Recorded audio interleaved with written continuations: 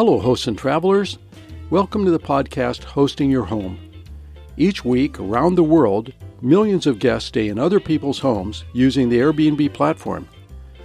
Debi Hertert looks for stories that come from these connections. Listen in as we hear stories that teach us the human side of hosting your home.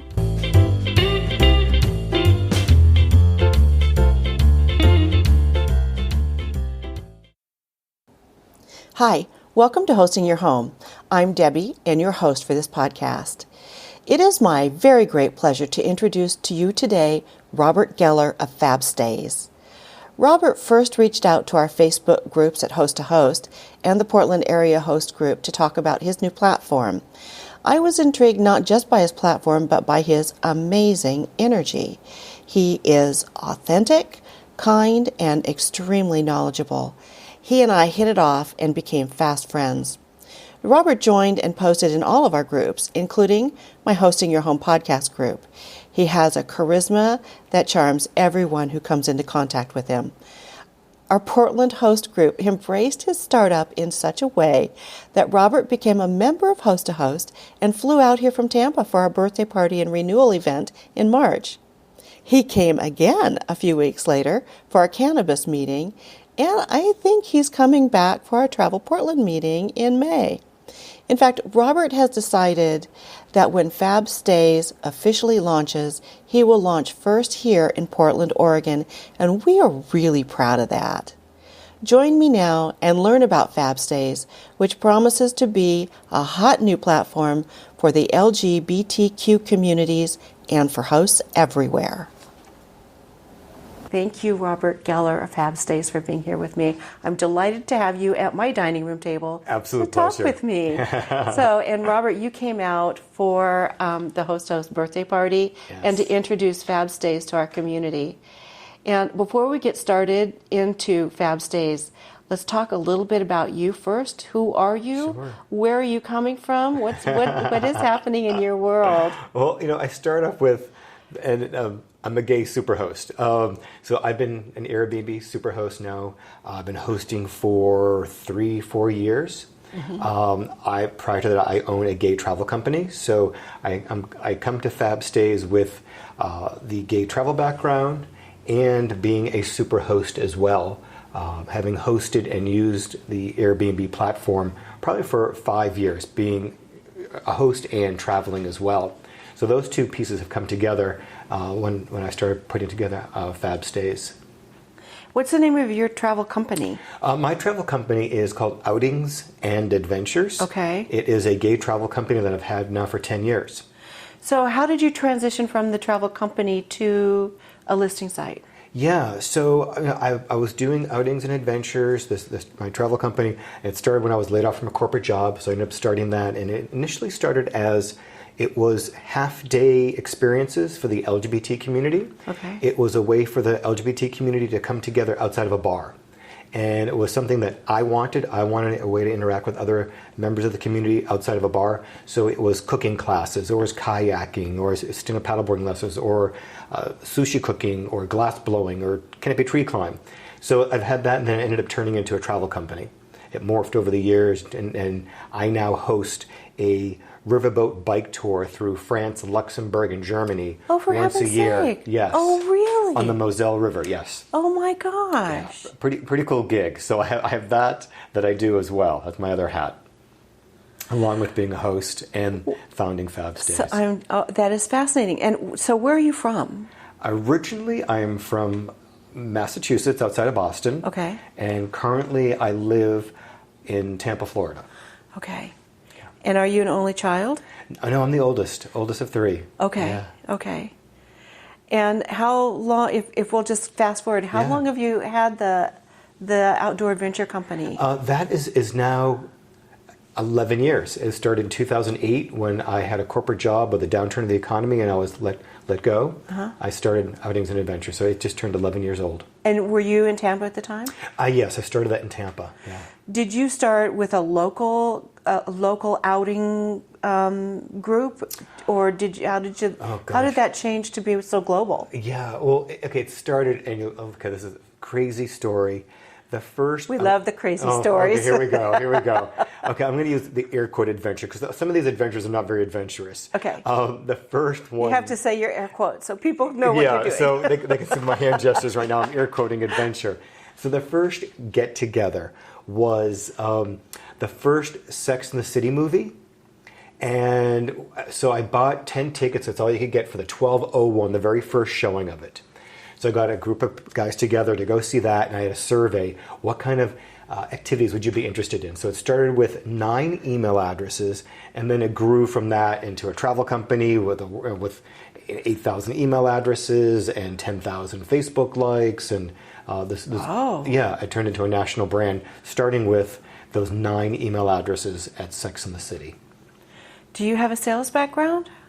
My background is marketing. Marketing. All okay, marketing, good. Yeah. Oh, that explains a lot then. Yeah, so that answers a lot. So how did you know that you wanted to offer FabStayz? How did the birth of FabStayz begin? It was last year, April. And it was a Saturday night. I had some Airbnb guests in my home share, and they happened to be out, and I was just on my couch thinking, what's next for me? I know Outings and Adventures is kind of plateauing. What's my next thing? And I thought, with my experience in the LGBT travel arena and my experience with Airbnb, having been a host, and my experience as a gay host, and some of the intricacies that I've experienced, I saw something that a need. And it started with, I was hosting, I had a gentleman staying with me for 4 nights. He was in town for a conference. His wife and kids were somewhere, I think maybe Philadelphia, Pennsylvania, and he was in town for a conference. And I remember, which any one of my guests would ask a very benign question: what do you do for a living? Pretty simple, a straightforward question. Mm-hmm. And they're in my home. Mine's a home share. They're standing 1.5 feet away from me, a total stranger who's going to be here for the next 4 nights. And the answer to that is, I own a gay travel company. And that's what I would say. That's my answer. That's me being true. And I'm having that discussion with a total stranger who's in my home, and I'm going to watch their facial expression 1.5 feet away from me. Is their jaw going to drop? Is their face going to go blank? What's that interaction going to be like? It's the gay. It's not the travel company. Right. Okay. Yeah. And basically, I was in a position that I was, for lack of words, being forced to come out to a stranger. Yeah. And that was on the host side. And I realized, that happens on the guest side. Yes. So it started there, that April, that night. And then I started doing a little bit of research. I knew of a platform called Mr. B&B, which is a Airbnb clone targeting the gay community. I knew of that, and I'd heard of stories that we've all heard, the negative host stories, the guest stories, where there was an Asian guest who got turned down because the host didn't like Asians, and there was the gay guest who got turned down because the host.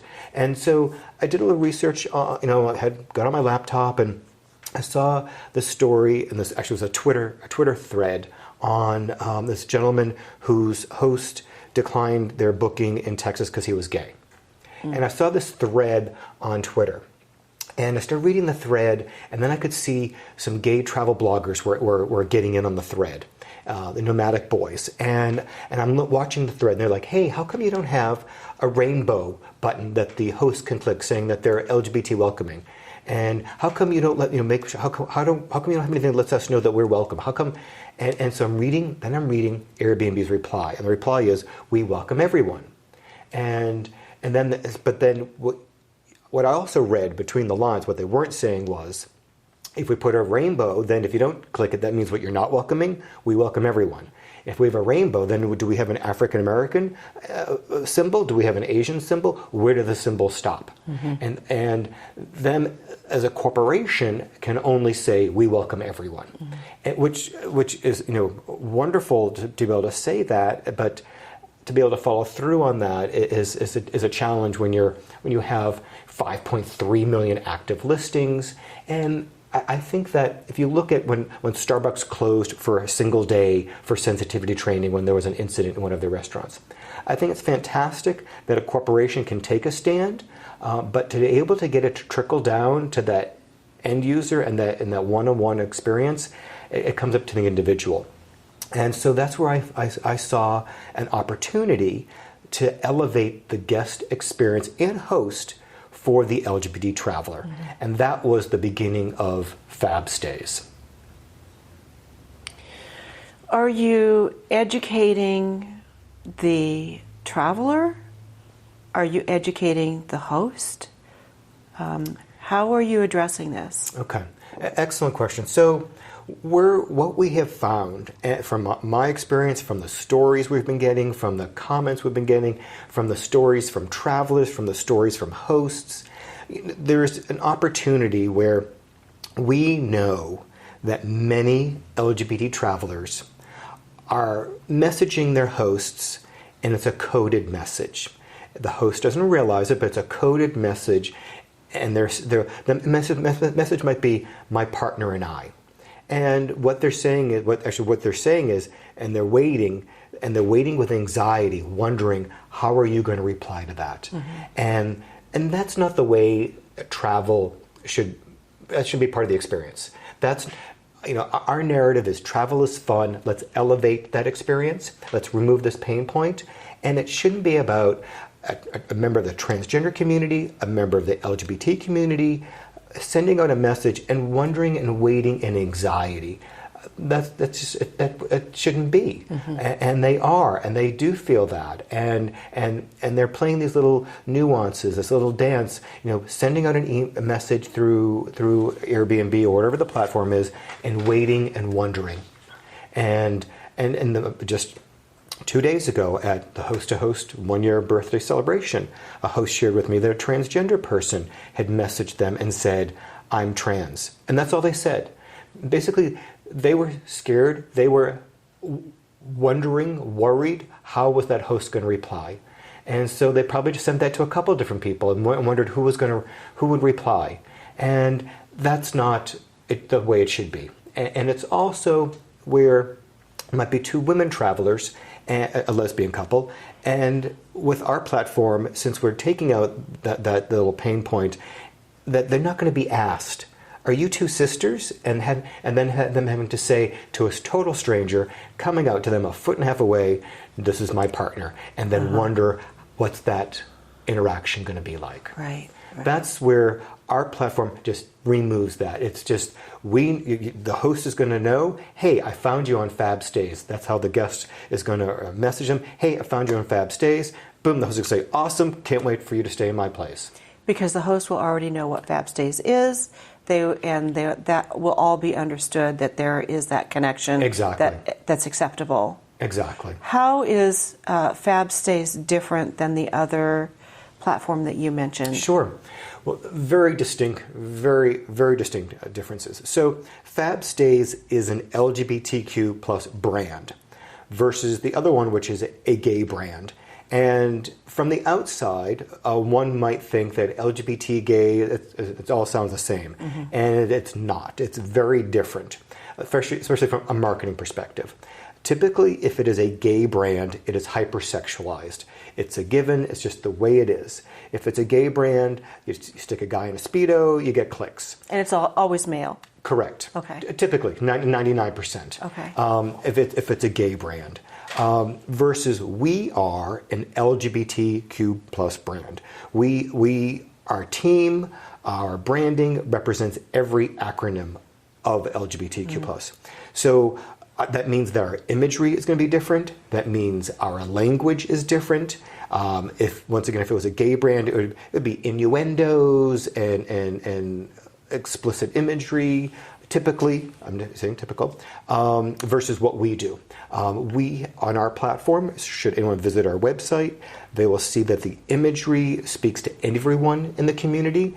It is welcoming, it is engaging, it is fun, it's uplifting, as travel should be. Versus that other platform, there's something to be said about the company you keep. And for FabStayz, we've aligned with visitor bureaus all over the country. We've been meeting with them one-on-one, sharing with them our platform, and they have been so excited and embracing of what we're doing. And we are working with those visit bureaus to share their content. Because not only is it where to stay, but then what to do. As we know when we travel, sure, we want accommodations, but then once we get there on the ground, where am I going to eat? What are the activities I want to do? What are the places you don't want to miss when you get there? And some of this information, of course, is in our guides as Airbnb hosts. But we also want to put on our platform things to do once you get to that destination. So we're working with visitor bureaus. And the other entity we're working with that differentiates us as well is that we're working with the gay, lesbian chambers of commerce all over the country and all over the world. And that's the NGLCC. So we will have on our platform information from the visitor bureaus and then information from the LGBT chambers of commerce. It might be where the LGBTQ Welcome Center is, when their Pride is, when their LGBT film festival might be, and other events and activities targeting the LGBT traveler as well. Can I stop you right there and ask for a little education? I didn't know that there was a Chamber of Commerce for the LGBTQ community. Does every city have one, or what is your experience with that? So NGLCC, it's the National Gay Lesbian Chamber of Commerce. They have a conference once a year. Last year it was Philly, and I was actually in Philly presenting the prototype of FabStayz. And I was meeting with all the presidents of the various chambers, showing them our platform, and I was showing every visitor bureau that was attending as well. It's not in every city, but they are all over the country and all over the world. Fantastic. Yeah, and then they also have a certification, which is an LGBT certification, LGBTE certification, which we have as well. So that we have that certification. We're a member of the International Gay Lesbian Travel Association. Visit St. Pete Clearwater is a partner of ours. We've met with Visit Portland. So very strategic partners there. So those are some of the things that differentiate us. And at the same time, that other platform, there's a gay platform, the content in our site will appeal to everyone in the community. You're not going to find gay specific, and you're not going to find anything that's sexually explicit. That's not the material on our site. Ours is more broad in appeal. And how about the educating portion of it too? Because the things that you've mentioned about the code, for instance, if I have a guest who's speaking in code and I don't recognize that code, I may blow it for that person. How can I know? And how can we share that information? Yeah, excellent question. And you're probably not going to know about the code. And the irony is, there's also the movie Green Book. It's not too much different from the African Americans in the 30s and 40s and 50s. We're trying to figure out where they could travel. And it's kind of like what we're putting together in that the LGBT community reading this guide will know I can be myself. I don't have to code my message. I can just be myself. And like some of those codes might be, they'll say my partner and I, but then they're waiting in anxiety. Or it might be, I had a couple come up to me and tell me that their profile picture, they explicitly, a gay couple, took their profile picture and it's with a rainbow flag behind them. So that they don't have to say they're gay, but they want to know that the host knows that they're gay already. This way, if they have a problem, go ahead and reject my booking already. I mean, it's that kind of stuff. And I was asked early on from a publication saying, "So what do you feel is the LGBTQ problem with Airbnb?" And trying to drum up something, And I do my best not to go to the negativity, but. First of all, there's no problem. Airbnb does not have a problem. I'm an Airbnb host. I'm a big proponent of Airbnb. And it's not that Airbnb has a problem. It's the service industry. And this is an incident, and I just had it played back to me once again at the host-to-host event at the after party. A gay couple shared with me that they had checked in at a hotel and they had booked it online. They booked a king-size bed for he and his partner, and they get to the front desk and the person says, "Oh, looks like there's a problem. We have you in a single bed. I apologize. Let me get you into da." And there again, as an LGBT traveler, we're having to come out to a total stranger in that process. Unacceptable. Yeah, and and I don't fault others on the other side. Yeah. I don't fault them, and instead I see that there's an opportunity for education. There's an opportunity for this platform to take that out and remove that piece altogether. Yeah. And then you also said education. That is, you were talking about ally. Yes. And you were talking about ally. Yeah. I believe this is your term. I don't think I've heard it anywhere else. Yeah, ally, and we defined it on our website, and I love it. I do too. I do too. And the people that ask the most, if I'm, they'll say, "Am I an ally?" And I have to chuckle a little bit because it's always the allies asking, "Am I an ally?" And it's always our friends, and not realizing, oh, there's a label for what I am. And I share with hosts and I share with others that no movement makes progress without their allies. And if you look at history, whatever that movement might be, with women's rights, African American, without allies, nothing makes progress. So allies are those in our community that are helping us move forward. And it's those that are either, whether they identify as LGBTQ or not, but support us in our progress and equal rights. I see. Yes. So will you have a page on your website that offers some education for hosts? Yeah. I think it's so important. I mean, do too. We're talking about crossing a cultural gap here. And every host that I know in the Portland area and beyond is very aware, but doesn't always know how to reach out and how to say, you're welcome here. Sure. So some of us, actually many of us here in Portland, have something on our in our pictures, in our listings that literally states all are welcome here and goes into some detail.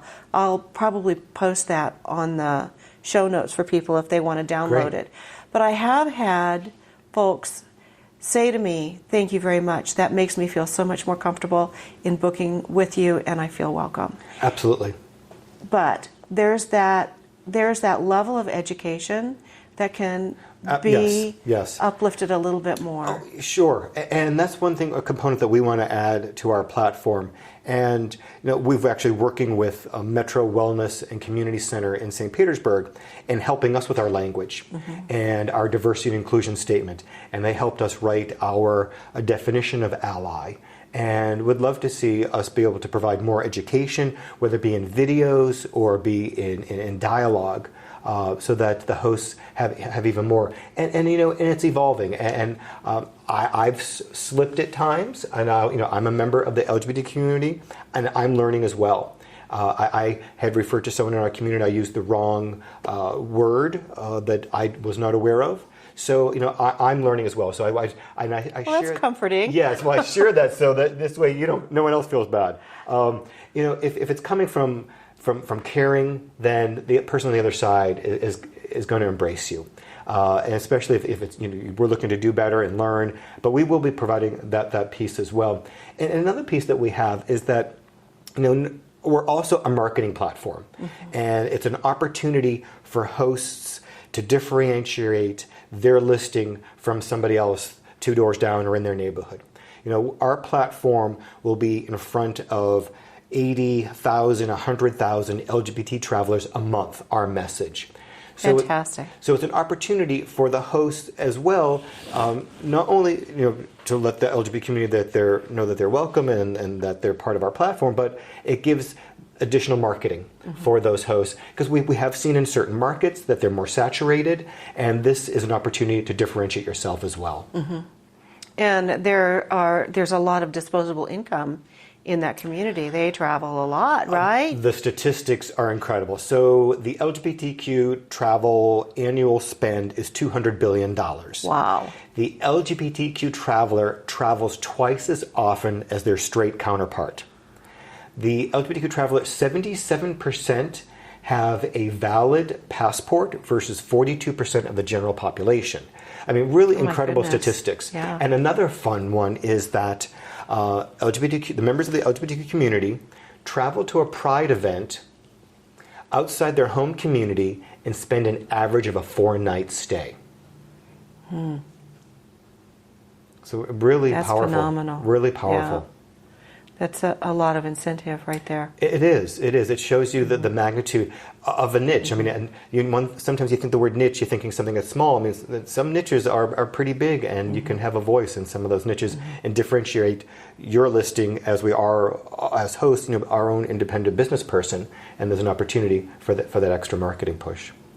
So as far as the specifics, if I'm brand new to FabStayz, how would I join your platform? Sure. Well, first, go to our website, FabStayz. That's FabStayz.com. Okay. Also find us on Facebook at FabStayz, Instagram, Twitter. But go into our website, you'll find all of our information. And we'll get all that information from you. Excellent. And have it in the show notes. Awesome. Thank you. And then at our website is a easy to fill out registration form. And that will get you, while we're in beta, we're promoting the hosts that register for free on our social media. And that alone, last week, we had 21,483 reach of our Facebook posts. Wow. And we haven't even launched yet. So it's really exciting. That is very exciting. Yeah. And it's been, another piece that's been exciting is the fact that it's been embraced by members of the LGBT community that are influencers. And it's, even though my voice is a white gay guy, our brand is every acronym and ethnicity. And it's been really fantastic to see that it's being embraced by members of our community, that as a member of the LGBT, of the transgender community, a member of the lesbian community that's a following on Twitter, the gay community, they're all embracing our message. Wonderful, wonderful. Yeah. And do you have a representative of these different segments of the community actually on staff? Oh, our team represents every acronym. Awesome. Oh yeah, every. I thought acronym. I heard you say that earlier, Yes. but I just wanted Yes, to. our team is every acronym and different age groups and ethnicities, and we all look at all the images and we say to each other, is this resonating with the entire community? So we have many different vantage points, looking at the language and looking at the imagery especially. Excellent. Yeah. Wow. So I go to FabStayz and I register. Yes. Do I need to have a listing somewhere? Yes. We ask you in our registration, it's actually a registration survey, and it'll ask you what platforms are you on currently, and then it will then ask you what platform would you like us to direct your bookings to. We do have a preferred platform currently, and that is Airbnb. That is because their source code is open code. That is been easy for us to gather that code and load it onto our site. But in the future, we will have other platforms. The next one coming on board will be HomeAway and VRBO as well. Okay, so the two most popular Yes. ones. And then will you also have the capability of being able to use a personal website? Yes, yes. That could be direct bookings, and that Yes. would be really beneficial. Absolutely. And what's so interesting about this project, it's not someone in a tower coming up with this. It's a host. And so I've been putting my host experience into that. And even to the point where, and we're going to address that, but I noticed on Airbnb search, it doesn't show you the neighborhood until you click on the listing, scroll down, look at that map. Right. So we have been proactive, and we put the neighborhood in the listing. So the end user can see right before even clicking what neighborhood is it in. They might want to be in the arts district. They might want to be downtown. They might want to be somewhere rural. They're going to know that without having to click on all the listings. So you'll actually have that labeled in there, Yes. or will it be on a map? It'll be labeled. Okay. It'll be labeled. Just like when you scroll through Airbnb, it's showing you listings in, let's say, Portland. Right. Ours is going to show Portland, except it's going to tell you, Portland, this is the arts district. This is Portland downtown. Okay. This is Portland on Hawthorne. This is, a little bit more detailed. And that just comes from our experience with the platform. What we thought we saw an opportunity to enhance the end user experience.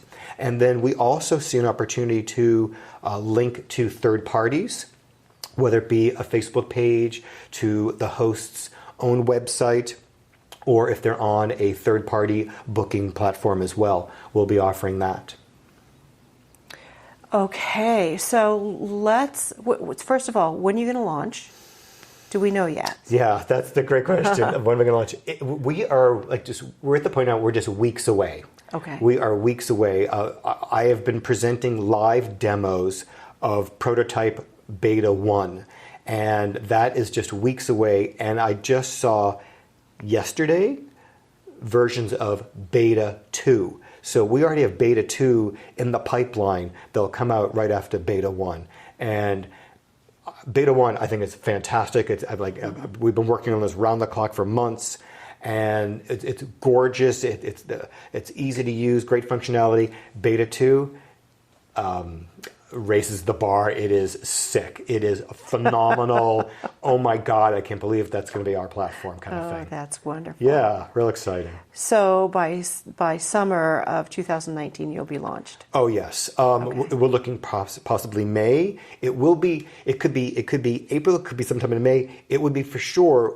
June, because June is Pride Month, and we will be full blown launch. What we're looking to do is go launch in one market where with a high concentration of hosts, then 2 weeks later, a second market, 2 weeks later, another market, and then boom, open up the entire map. So we want to open up the entire map for June for Pride Month, because that's going to be a great story to share around the world for Pride Month about our platform and what we have to put out there. Oh, great. Yes. What a phenomenal project. It is. I mean, it's 24/7 and 24/7 of excitement and joy. Yeah. How fantastic. Thank you so much. Absolute pleasure. This is so exciting. So we will have your picture, Okay. and we'll have all your contact information. Great. On the website.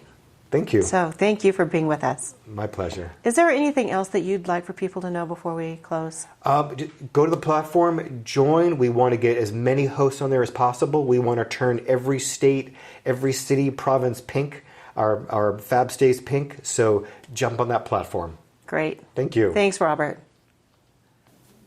Are you intrigued? Want to be a host with FabStayz?